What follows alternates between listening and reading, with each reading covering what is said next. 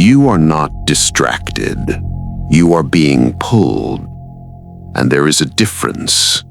One means your attention failed. The other means something was designed to take it.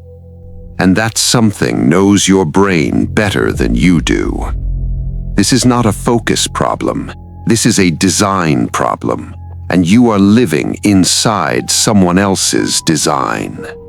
Your brain was not built for this world.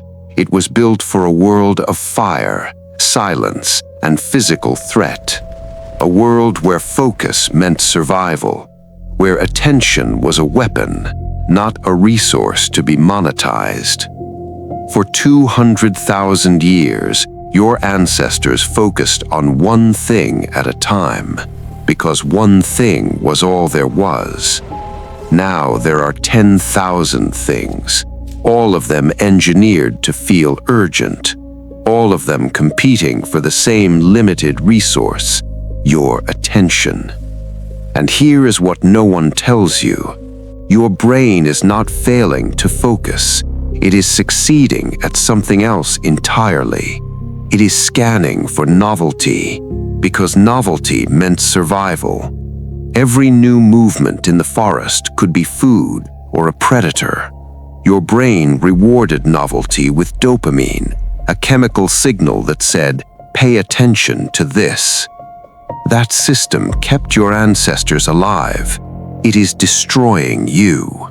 Because what once rewarded survival now rewards scrolling. Every notification is a movement in the forest. Every new video is a possible predator. Every new message is a potential reward. And your dopamine system cannot tell the difference between a text message and a lion, between a like notification and fresh water after 3 days of thirst. This is not weakness. This is ancient hardware running in a world it was never designed for. And the people who built that world know exactly how it works. They studied your biology before they built their product. They reverse engineered your dopamine system, and then they built a machine to exploit it at scale. This is why you can't focus, not because you are weak, not because you lack discipline, but because you are a biological organism living inside a system that was engineered to consume you. And that changes everything about how you should approach this problem. Most people try to fix their focus with discipline. They set timers, they block apps, they make rules, and for a while it works, until it doesn't.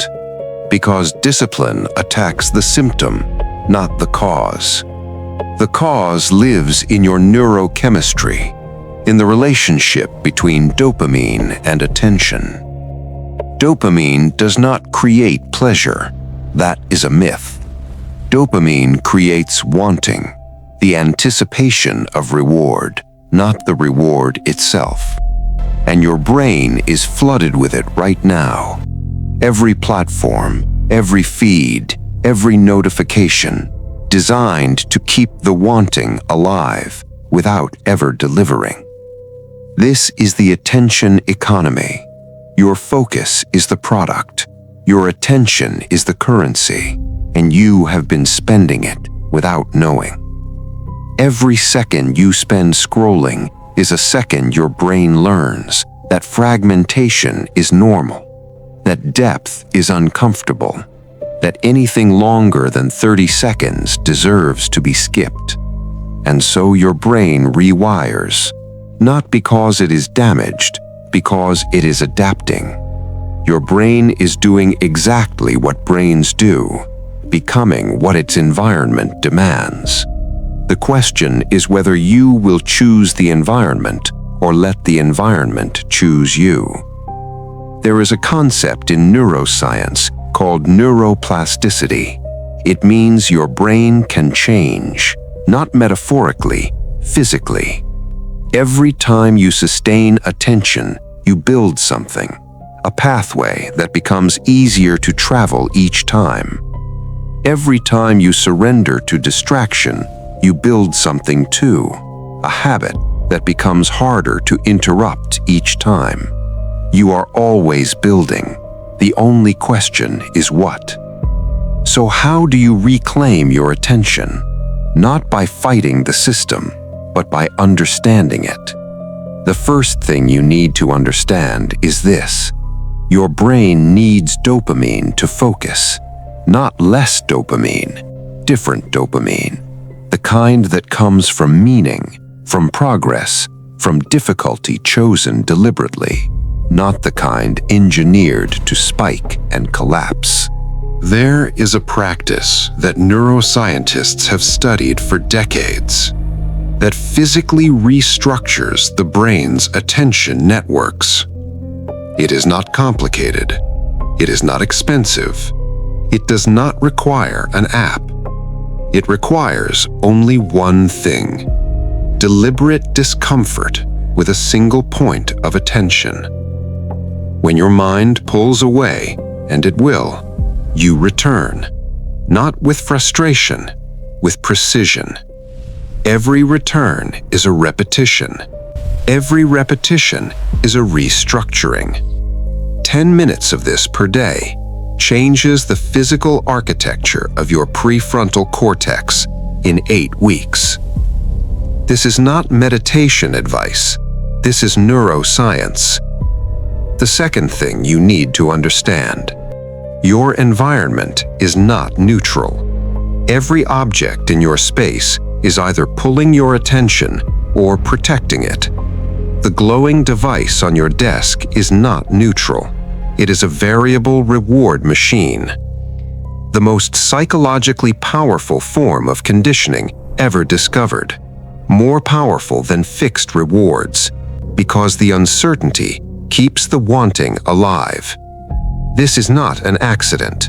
It was designed this way, which means the solution is architectural too. Remove the variable reward machine from your workspace, not because you lack discipline, because you are playing against a machine built by thousands of engineers, and intelligence means knowing when not to fight fair. The third thing: your focus follows your first action of the day. What you do in the first 30 minutes after waking trains your brain for the entire day. If the first thing you consume is noise, your brain calibrates to noise. If the first thing you give your brain is depth, it calibrates to depth. You are not trying to focus harder. You are trying to build a brain that focuses naturally. There is a difference. One is a battle you fight every day and eventually lose. The other is a system you build once and inhabit forever. Your attention is not gone. It was never gone. It was redirected. And redirection is something you can learn. You are not broken. You are patterned, and patterns can be changed. This is not the end of what your brain can do. It is the beginning of understanding how it actually works.